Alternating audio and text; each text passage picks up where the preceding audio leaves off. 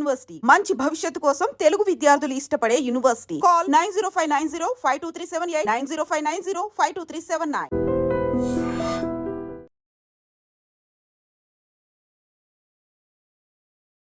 నమస్తే, welcome to I dream social spotlight with కవిత.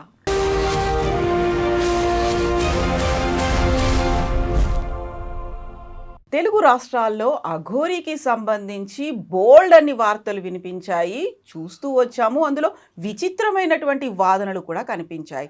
అంతే సడన్గా ఈ మధ్య కాలంలో అఘోరీకి సంబంధించి సంచలనాలు కలిగించేటువంటి వీడియోలు, వార్తలు వస్తున్నాయి. కిడ్నాప్ చేసింది అనేటువంటి ఒక మాట వినిపిస్తోంది పేరెంట్స్ దగ్గర నుంచి. అయితే అఘోరీకి సంబంధించి గతంలో చేసినటువంటి వాదనలు ఏమయ్యాయి? సనాతన ధర్మ పరిరక్షకురాలన్నారు, అఘోరీ మాత అన్నారు, తను దీక్ష తీసుకుంది, తపస్సు చేసింది అన్నారు. బట్ ఇప్పుడు వెలుగులోకి వచ్చినటువంటి విషయాలు వాస్తవమేనా?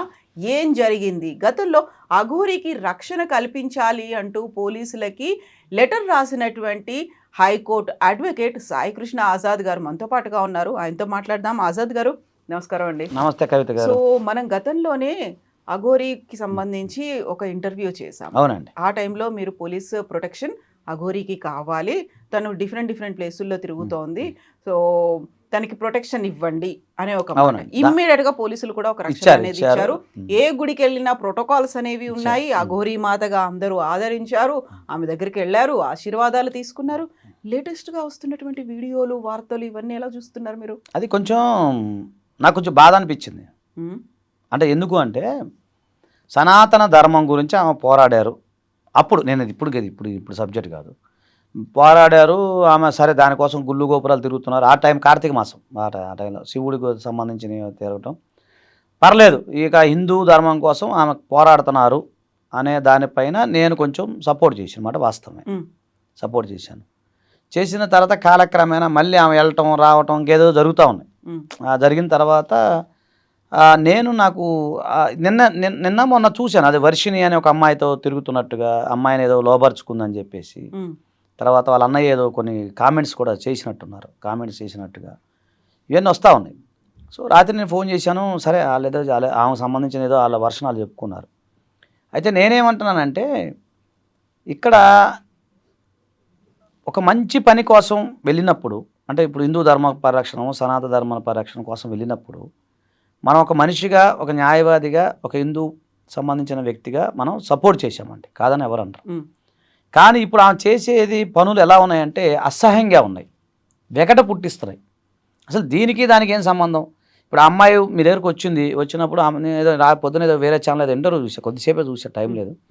చూసినప్పుడు అదే ఆమె చెప్పడం ఏంటంటే, వాళ్ళని బాగా చూసుకున్నారు, నన్ను మంగళగిరిలో నాకు కారు చెడిపోయినప్పుడు బాగా చూసుకున్నారు, అదైపోయింది, నేను దీక్ష ఇచ్చాను, అది ఇది అని చెప్పేసి చెప్పడం జరుగుతుంది. అంటే ఓకే, అది వరకు కరెక్టే, కాదని అనట్లేదు. కానీ ఇట్లా కలిసి ఉండటము, ఏదో పెళ్లి చేసుకుంటాను అనటము, ఇంకేదో రకరకాల మాటలు వస్తూ ఉన్నాయి. తర్వాత వాళ్ళ అన్నయ్య ఏదో అసభ్యకరంగా మా పట్ల ప్రవర్తించిందని, లేకపోతే మా చెల్లిని లోబర్చుకుందని చెప్పేసి ఏదో వాళ్ళు కామెంట్ చేస్తూ ఉన్నారు. సో అలాంటి కరెక్ట్ కాదు అని నేను అంటున్నాను. అంటే ఎందుకు అనాల్సి వస్తుందంటే, మన సనాతన ధర్మ పరిరక్షణలో నువ్వు ఒక కట్టుబడి ఉన్నదానివి కట్టుబడి ఉండాలి. అదే దాని మీద అదే ఫ్లోలో వెళ్ళాలి. అట్లా ఇప్పుడు నీకు సమాజం హర్షిస్తుంది, మాలాంటి వాళ్ళు మేధావర్గం మీకు సపోర్ట్ చేస్తారు, పోలీసు వాళ్ళు సపోర్ట్ చేస్తారు, మీలాంటి పాత్రికేయ మిత్రులు సపోర్ట్ చేస్తారు. అలా కాకుండా దీన్ని ఈ రకంగా వాడుకుంటాం, లేకపోతే ఈ అమ్మాయిని అంటే ఆమె ట్రాప్ చేసింది అనొచ్చో, వాళ్ళ వర్షన్ ఏంటంటే వాళ్ళ అమ్మ నాన్న వర్షన్ వశీకరణం అంటారు. అంటే మరి ఉందో తెలియదు నాకు, కానీ వాళ్ళు చెప్పడం వశీకరణం చేసుకుంది, ఆమె క్లచెస్లో పెట్టుకుంది, ఆమె కడుసనల్లో పెట్టుకుంది అని చెప్పేసి ట్రాప్ అని ఏదో రకరకాలుగా వాళ్ళు చెప్తా ఉన్నారు. కాకపోతే ఆ అమ్మాయి వర్షిణి అనే అమ్మాయి ఏం చెప్తుందంటే, నేను మేజరు 23 years అంత అమ్మాయి అనుకుంటా, నేను మేజరు, నేను ఎవరితోనే ఉండొచ్చు, నేను ఉంటాను, నాకు ఆమె దీక్ష ఇచ్చింది అన్నప్పుడు మనం ఏం చేయలేం. నేను ఏం చేయలేను, వాళ్ళ పేరెంట్స్ కూడా ఏం చేయలేరు. ఎందుకంటే భారత రాజ్యాంగం ఇచ్చిన హక్కు అదే. వర్షిణి అన్న అమ్మాయికి భారత రాజ్యాంగం ఇచ్చిన హక్కు, అమ్మాయి మేజర్ అయిన అమ్మాయి ఆ మాతతో ఉండొచ్చు, అంటే అఘోరితో కూడా ఉండొచ్చు, అఘోరి మాతతో ఉండొచ్చు. దానికి మనం ఏం చేయలేం కదా మేడం, చట్టం అలా ఉన్నప్పుడు. దీన్ని ఇంకో కోణంలో చూసి తప్పురా బాబు అని చెప్పడం తప్ప మనం ఏం చేస్తాం మేడం? అడ్వకేట్ సాయి కృష్ణ ఆజాద్ గారు అఘోరీ మాత సనాతన ధర్మ పరిరక్షకురాలు, తనకి ఒక ఆపదలు ఉన్నాయి, తను ప్రతి చోట తిరగడానికి ఒక ఫ్రీ ప్యాసేజ్ ఇవ్వాలి, ప్రొటెక్షన్ ఇవ్వాలి అని నమ్మినటువంటి సాయి కృష్ణ ఆజాద్ గారు ఆ రోజు పోలీసుల దగ్గరికి వెళ్ళారు, లెటర్లు పెట్టారు, డీజీపీలతో మాట్లాడారు. ఇవన్నీ అయిన తర్వాత ఎస్పీలకు కూడా ప్రత్యేకమైనటువంటి ఆదేశాలు వచ్చాయి.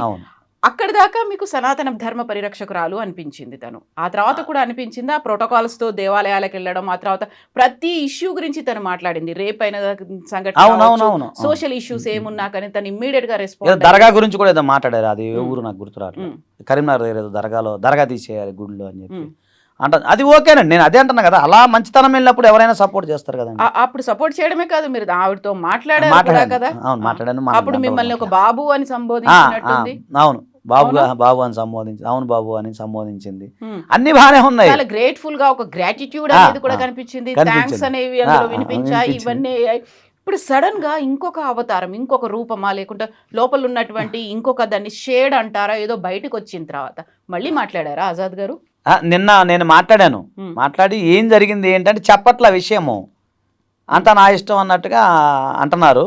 దాని మీద అడిగి ఏంటి ఇలా జరుగుతుంది, ఆ రోజు అంతా మంచిగా సనాతన ధర్మం గురించి బాగా మాట్లాడారు మీరు, నేను సపోర్ట్ చేశాను, ఒక హిందూ ధర్మ పరిరక్షకుడు అని మీరు అన్నారు, నాకు చాలా హ్యాపీ అనిపించింది. మీరు అంటారు కానీ అన్ని బాబు అంటది, ఆమె బాబు అయ్యా అని అంటది, అలా అంటది, అంత తండ్రి అంటది ఒక్కోసారి. అంత మంచిగా మాట్లాడి ఏంటి ఇలా జరిగింది అని నేను అన్నా నేను ఇట్లా జరిగింది, ఇదేం పద్ధతి, నువ్వు చేయాల్సింది చాలా లోక కళ్యాణం చాలా ఉంది, ఇది చేసుకొని ఇదేంటి అన్నప్పుడు ఇంకా ఏమి సమాధానం ఏం చెప్పలేదు, ఫోన్ పెట్టేశారు. ఇక కంటిన్యూ చేయలేదు, ఫోన్ కట్ చేశారు. మనం చేస్తే ఫోన్ కట్ చేస్తా ఉన్నారు. సరేలే మరి అది ఆ వ్యక్తిగత విషయం చేయమని నాకు ఎలాంటి అభ్యంతరం లేదు, మీరు పర్మిషన్ ఇస్తే. ఎందుకంటే ఆ టైంలో లోక కళ్యాణం కోసం వచ్చింది అని మీరు అనుకున్నారు, లేకుంటే అనుకున్నాం కదా. నా టైం కూడా విలువైన సమయాన్ని కూడా వెరీ ఫస్ట్ టైం తను బయటకు వచ్చి మీడియాతో మాట్లాడింది ముత్యాలమ్మ గుడికి సంబంధించి అక్కడ విగ్రహ ధ్వంసం జరిగింది, అపచారం జరిగింది, మనం అంతకుముందు చూడనటువంటి ఒక విషయం జరిగింది అనే దాంతో. సో మీరు ఇప్పుడు అఘోరీ మాతకి కాల్ చేస్తున్నారు. ఆమె కదా అఘోరీ మాత. మీరు కాల్ చేస్తున్న వ్యక్తి సమాధానం. అది మీరు ఏంటంటే లోక కళ్యాణం కోసం అనుకున్నారు, అదే మాట మాట్లాడారు. ఒకటండి మీకు తెలియదే కదా, ఇప్పుడు ఒకసారి మనం ఓపెన్గా మాట్లాడుకున్నాం. మన పరిచయం దాదాపు అంటే మామూలుగా 15 years నుంచి మన స్నేహం అంటే పరిచయము, మీరు ఒక సిస్టర్గా బ్రదర్గా మనం ఎన్నో కార్యక్రమాలు చేశాను. నేను ఒక న్యాయవాదిగా హ్యూమన్ రైట్స్ కేసులు చేశాను, ఎన్నో కేసులు చేశాను, మీకు తెలియదు ఏం కాదు. జోగిని శ్యామల గారిది కూడా మనం చేసాం, గుర్తుంది కదా, అప్పుడు కూడా లోక కళ్యాణం కోసం చేసాం. అట్లనే ఇది కూడా లోక కళ్యాణం కోసం నా టైం విలువైన సమయాన్ని నేను కేటాయించి మేము అసలు మంగళగిరి వెళ్ళి, నేను విజయవాడ వెళ్ళి, మా ఇంటికి వెళ్ళి, అక్కడి నుంచి అక్కడికి వెళ్ళి అన్నీ తిరిగి ఇక్కడ ఇటు కుదిరితే మంచిర్యాల మా జూనియర్ని పంపించి నా సొంత ఖర్చులతో సపోర్ట్ చేశాం. అది 100% వాస్తవమే. కానీ అది లోక కళ్యాణం కోసం, హిందూ ధర్మ పరిరక్షణ కోసం, సనాతన ధర్మం కోసం ఆమె చేసే ప్రయత్నంలో నా వంతు కర్తవ్యంగా నేను సపోర్ట్ చేశాను. అంతవరకు బాగుంది, సమాజం కూడా హర్షించింది, నన్ను కూడా అందరూ మెచ్చుకున్నారు, అంత బాగొల్లింది. ఇప్పుడు ఇలాంటి పనులు చేస్తే నేను సపోర్ట్ చేయను, మీరు అవునన్నా కాదన్నా చేయను. ఇప్పుడు ఎవరినైతే ఆ వర్షిణి అనే అమ్మాయిని తీసుకెళ్ళింది అఘోరి అంటున్నారా, ఆ కుటుంబానికి మీరు రక్షణగా ఉంటారా? వాళ్ళకి తల్లి నేను ఓపెన్ చెప్తాను, ఒక సిస్టర్, మీరు నాకు సిస్టర్, మీరు రికార్డ్ చేసుకోండి అవుతోంది సూపర్. వర్షిణి తల్లిదండ్రులు వచ్చి నా దగ్గరికి వచ్చి అయ్యా ఇట్లా జరిగిందయ్యా అంటే 100% ఉచిత న్యాయ సహాయం నేను అందిస్తాను. అఘోరి మీ దగ్గరికి రాలేదు, మీరే తనకి చెయ్యాలి అన్నారు. అఘోరి వచ్చి హెల్ప్ అడిగిందా మిమ్మల్ని? ఎప్పుడు? ఆ సందర్భంలోనా? ఆ సందర్భంలో అప్పుడు ఆ సందర్భంలో ఏం జరిగిందంటే, అంటే నేను అంటే అఘోరి రాలేదు, అఘోరి తరపున ఒక ప్రముఖ జర్నలిస్ట్ గారు, పేర్లు చెప్పకూడదు, మీరు అడగకూడదు, నేను చెప్పకూడదు, ఒక XY జర్నలిస్ట్, ఆయన మంచి ఫ్రెండ్, అన్న అంటున్నాను. మా మధ్య కన్వర్సేషన్లో ఇలా ప్రాబ్లం అవుతుందన్న, అంటే మాది విజయవాడ కదా, ఆంధ్ర కదా, అక్కడ సంబంధించిన ఒక సీనియర్ జర్నలిస్టు, మంచి ఆయన, ఎప్పటి నుంచో మనకు బాగా పరిచయం, మంచిగా ఒక సందర్భంలో కన్వర్సేషన్ వచ్చింది మా ఇద్దరి మధ్య. అది ఆజాదన్న ఎంతోమందికి హెల్ప్ చేసి పెడుతున్నావు కదా, నువ్వు ఎంతోమంది సహాయం చేస్తున్నావు కదా, ఇక అఘోరికి ఇట్లా మొన్న దాడి జరిగిందంట, సో ఇలా భయపడుతుంది మన ఆంధ్ర రావడానికి, అంటే మామూలుగా ఆయన చెప్పిన మాట చెప్తున్నాను, నేను చెప్పేది తిరగడానికి భయపడుతుంది. యాక్చువల్గా ఇక్కడ అఘోరిని బాగా చూసుకున్నారు, ఇక్కడ వరకు ఆమె ఎవరినే మళ్ళీ ఎక్కడ ప్రాబ్లం అయింది, ఎక్కడ టోల్ గేట్ దగ్గర, ఏదో టోల్ గేట్ అండి అది, ఎక్కడ కొవ్వూరు దగ్గర XYZ ఏరియాలో, అనకాపల్లి దగ్గర ఎక్కడో టోల్ గేట్ దగ్గర ఆమె మీద ఎవరో ప్రయత్నం చేశారు, కొట్టడమా లేకపోతే నెట్టడం అయితే జరిగింది. మళ్ళీ అక్కడ ఆ ఏరియా అంతా కోస్టల్ బెల్ట్ కదా, దాంట్లో కార్తీక మాసం చాలా ద్రాక్షారామం అన్నీ ఉంటాయి కదా, శ్రీకాళహస్తి దాకా వెళ్ళాలి ఆమె. సో ఇవన్నీ ఉన్నాయి కదా, మీరు అందరికి ఎంతోమందికి హెల్ప్ చేసి పెట్టారు మానవతా దృక్పథంతో, మీరు హెల్ప్ చేస్తారా అన్నాడు. ఖచ్చితంగా చేస్తాను, సనాతన ధర్మం కోసం చేస్తాను, నాకు కూడా అంటే మంచి పనే కదా అని నేను అన్న తర్వాత ఆయన నెంబర్ ఫార్వర్డ్ చేశాడు ఆయన. అప్పుడు ఆ నెంబర్ లేదు నా దగ్గర, నేను జస్ట్ వీడియోలో చూస్తాను అంతే. వెంటనే మళ్ళీ నేను ఫోన్ చేశాను, అప్పుడు ఎత్తింది, ఫోన్ చేస్తే చెప్పారు, ఆయన కూడా చెప్పినట్టున్నాడు నా గురించి. ఆమె వెంటనే ఎత్తింది, నా నెంబర్ కూడా ఉన్నట్టుంది, మరి ఏదో ఎత్తింది, తండ్రి అంది. ఇంకా అప్పటి నుంచి నేను మాట్లాడుకుంటా, ఆమె అసలు ముందు పేరు తెలియదు కదా, ఆమె పేరు ఏదో ఉంది అసలు పేరు, ఆ పేరు ఆమె ఎక్కడ ఏ ఊరు అని తెలియాలి కదా. మనం ఒక డ్రాఫ్ట్ తయారు చేసేటప్పుడు ఒక పిటిషన్ తయారు చేసి జస్ట్ అఘోరి అని రాయలేం కదమ్మా, అఘోరి అని రాయలేం కదా. ఇక మీరు అనకూడదు చెప్తా, ఆల్రెడీ అనే ఛానల్స్లో ఉంది అవి, అది రాసి దాని తర్వాత ఇది ఎలా జరిగింది ఏదైతే అన్ని మనం డ్రాఫ్ట్ చేసేటప్పుడు మరి వివరాలు రాయాలి కదా. అప్పుడు నేను కొన్ని వివరాలు అడిగిన, ఎక్కడ ఏంది ఏం జరిగింది, ఎక్కడ ఊరికి వెళ్తున్నారు, మీ ప్రయాణం ఎంత ఊరికి వెళ్తున్నారు అంటే అర్థమైంది, శ్రీకాళహస్తి ఊరికి వెళ్తానని చెప్పింది. మిగతా ఇవన్నీ కూడా ఆమె వేరే వేరే పుణ్యక్షేత్రాలు ఎక్కడెక్కడికి వెళ్ళాలి ఏంటి ఇవన్నీ కూడా ఆమె చెప్పడం జరిగింది. సో ఏంటంటే మనం హ్యూమన్ రైట్స్ ప్రకారంగా అలాగే దానికి సంబంధించి రక్షణ కల్పించాలని చెప్పేసి మనం అప్పుడు పిటిషన్ రాసాం. తర్వాత నాకున్న దాంట్లో చేయటం వల్ల అప్పుడు ఆ రోజు స్పందించారు, అందరూ స్పందించారు, చక్కగా రక్షణ పోర్ట్ఫోలియో బాగా జరిగింది. ఆ యొక్క ప్రయాణం చాలా బాగా జరిగింది, అది అందరికీ తెలిసిన విషయమే. దాంట్లో కూడా చాలామంది నన్ను కొంతమంది మిత్రులు, మీడియా మిత్రులు కానీ మన ఫ్రెండ్స్ కానీ అందరూ అప్రిషియేట్ చేశారు. అది ఆమె కూడా బాగా అప్రిషియేట్ చేసింది, తండ్రి బాగా హెల్ప్ చేసి పెట్టావయ్యా, నువ్వు చాలా మంచిగా ఉండాలి, అంతా మీ కుటుంబం బాగుండాలి. అప్పటి నుంచి మా రిలేషన్ మంచిగా ఉంది, నేను ఎప్పుడు ఫోన్ చేసినా ఎత్తాను. తర్వాత వేరే సిద్ధ స్వామి ఎవరు ఒక ఆయన మన దానికి కూడా వచ్చారు, అప్పుడు కూడా నేను ఆయనతో కూడా మాట్లాడిస్తే చక్కగా ఆ కమ్యూనికేషన్ బాగుంది, మన దాంట్లో కూడా ఉంది అది వీడియో. అప్పుడు కూడా ఆయన కూడా సపోర్ట్ చేశారు ఇండైరెక్ట్గా. అట్లా అందరూ ఆ పైనుంచి అఘోరి నుంచి అందరూ వాళ్ళు సిద్ధ స్వామి కానీ మనం కానీ ఇంకా కొంతమంది హిందూ సంఘంలో అందరూ సపోర్ట్ చేశారు, నేను కూడా సపోర్ట్ చేశాను. అంతవరకు ఓకేనండి. ఇప్పుడు ఒక మంచి పని కోసం వెళ్తే సపోర్ట్ చెయ్యాలి, మనం మన ధర్మం మన వృత్తి. కానీ ఇప్పుడు మీకు అర్థమైంది అది లోక కళ్యాణం కోసం కాదేమో, ఎందుకంటే అక్కడ ఇంకొక షేడ్ ఏదో కనిపిస్తోంది, అది షేడ్ కాస్త వీడియోల రూపంలో బయటకు వచ్చింది, చర్యల రూపంలో కనిపిస్తోంది కాబట్టి. అదే తల్లి నేను ఏమంటున్నానంటే, ఇప్పుడు అందరూ ఎలా ఆలోచిస్తారు నేను కూడా అదే ఆలోచిస్తా, నా మైండ్ అంతే కదా. మీరు ఎలా ఆలోచిస్తారు నేను అలాగే ఆలోచించాలిగా. ఇప్పుడు మరి ఆ హర్షిని పేరెంట్స్ వర్షిని హర్ష పర్లేదు, వర్షిని హర్ష ఇద్దరు శ్రీ వర్షి మంగళగిరేగా వాళ్ళు వస్తే మంగళగిరే అంటావు ఉండేది. ఒకవేళ ఈ వీడియో చూసి వస్తే నేను ఖచ్చితంగా వాళ్ళకి హెల్ప్ చేసి పెడతాను, నేను సిద్ధంగా ఉన్నా. అసలు ముందు ఏం జరిగిందో వాట్ తెలియాలి కదా. ఒకవేళ లేదు వాళ్ళ అమ్మాయిని వాళ్ళ వర్షంలోనే జరిగింది, ట్రాన్స్లో తీసుకెళ్ళి నా బిడ్డ నాకు కావాలంటే ఖచ్చితంగా హెల్ప్ చేసి పెడదాం, అదే సమస్య లేదు అందరూ. సో ఈ వీడియోలు ఈ విషయాలు ఇవన్నీ వెలుగులోకి వచ్చిన తర్వాత బయటకు వచ్చిన తర్వాత మళ్ళీ మీరు ఆ మాతతో మాట్లాడలేదు, అఘోరి మాత? ఇప్పుడు చూసారుగా మీ ముందే ఫోన్ ఎత్తారు, నా ఫోన్ ఎత్తలేదు, నేను మాట్లాడడానికి సిద్ధంగా ఉన్నా. ఇప్పుడు కూడా అసలు ఏంది ఎందుకు ఇలా చేస్తున్నాను అనడానికి కూడా సిద్ధంగా ఉన్నా నేను.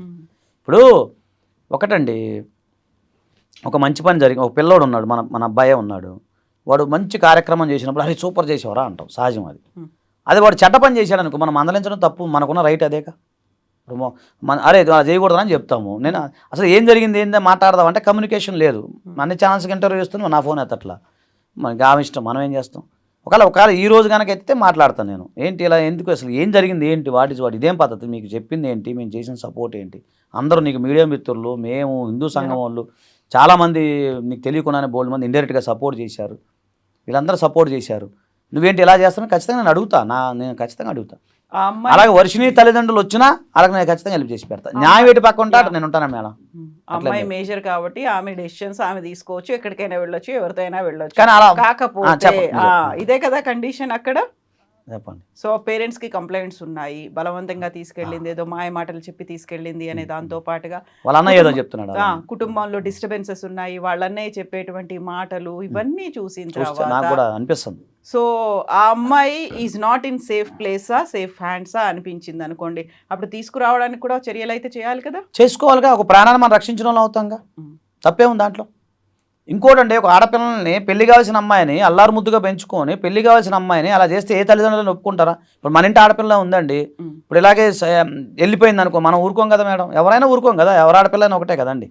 నేను అదే అంటున్నా, అమ్మాయి వర్షిని వాళ్ళు తల్లిదండ్రులు వచ్చి అయ్యా ఇలా జరిగింది, మీరు ఎలాగ లీగల్గా ఎలా వెళ్తారు ఏంటంటే నాకు నాలెడ్జ్ మేరకు, లేకపోతే ఖచ్చితంగా నేను ఎలా హెల్ప్ చేసి పెట్టి చేస్తాను. లోక కళ్యాణం కోసం ఎప్పుడు నేను ఆజాద్ ఎప్పుడు ఉంటాడు మేడం, మీకు తెలియదు ఏం కాదు, అది ప్రజలందరికీ తెలుసు ఆ విషయం. అఘోరి లోక కళ్యాణాన్ని వదిలేసిన ఆజాద్ గారు మాత్రం లోక కళ్యాణాన్ని వదిలేయారు, అది మన బై బర్తే మా జీన్స్లోనే ఉంది, మనం దాన్ని పోగొట్టుకోలేం. ఎస్, చూద్దాం మళ్ళీ ఫర్దర్ గా ఎలాంటి ఎపిసోడ్స్ చూద్దాం, wait and see. ఏం కానీ జరుగుతుందో ఇక అనేది. ఒకటి ఇలాంటి జరిగితే మాత్రం ఎంకరేజ్ చేయను మేడం, మొహమాటమే లేదు. వచ్చి బతిలాన్న కూడా వెళ్ళు ఆ పని చూసుకో అని చెప్తాం. ఉమ్. ఎందుకంటే ఒక ఆడపిల్లని అన్యాయం చేయద్దు కదా. కాకుంటే ఇన్ని జరుగుతున్నాయి, అప్పుడు ఆ టైంలో అఘోరీ మాత అనగానే ఒక సనాతన ధర్మమో ఇంకోటో అదే ఇంకోటో చాలా మంది గుర్తొచ్చింది కదండి. సపోర్ట్ చేశారు. మరి అవును. ఇప్పుడు ఇవన్నీ బయటకు వచ్చిన తర్వాత ఎవరెందుకు మళ్ళీ మాట్లాడలేకపోతున్నారు? వస్తున్నాయి కదా ఒక్కొక్కరు, గలాన్ని వినిపిస్తున్నారు కదా, బయటకు వస్తున్నారు కదా ఒక్కొక్కరు, చెప్తున్నారు, చాలా ఛానల్స్ వస్తున్నాయి. ఈ నిన్నే కదా అప్పుడు బయటపడింది. వచ్చినంత మ్యాసివ్ గా రావట్లేదు, ఇప్పుడు మెల్లిమెల్లిగా కొద్ది కొద్దిగా వస్తున్నాయి, మ్యాసివ్గా రాకపోవచ్చు, కానీ స్పందించే వాళ్ళు స్పందిస్తూనే ఉన్నారు. ఎవరితో నాకు సంబంధం లేదు మేడం ఈ ప్రపంచంలో. ఉమ్. నాకు ఏదనిపిస్తే అది నేను ఖచ్చితంగా చేస్తాను, Yes, మనసాక్షిని బట్టి. ఆజాద్ గారు చూద్దాం మళ్ళీ నెక్స్ట్ ఫర్దర్ ఎపిసోడ్స్ ఎలా ఉంటాయో, అంతే. ఎలాంటి ట్విస్ట్లు టర్మ్స్ ఈ ఉంటాయో వర్షిని వాళ్ళు చూడండి, మీకున్న కమ్యూనికేషన్ ఉంటే పిలిపిద్దాం, వాళ్ళని కూడా ఇక్కడ పిలిపించి మాట్లాడదాం, తప్పే ఉంది. అదేదో మీరే చేసుకోండి, ఆ పుణ్యం మీరే కట్టుకోండి. నేనా? మీరు ఒక పుణ్యాన్ని కట్టుకున్నారు, దాన్ని ఫర్దర్ గా కంటిన్యూ చేయండి. ఇంకొక లోక కళ్యాణం, ఇంకొకరికి ప్రొటెక్షన్, ఇంకొకరికి రక్షణ మీరే కల్పించండి యాజ్ అడ్వకేట్ గా. ఎస్ అండి, thank you so much Azad garu. Thank you.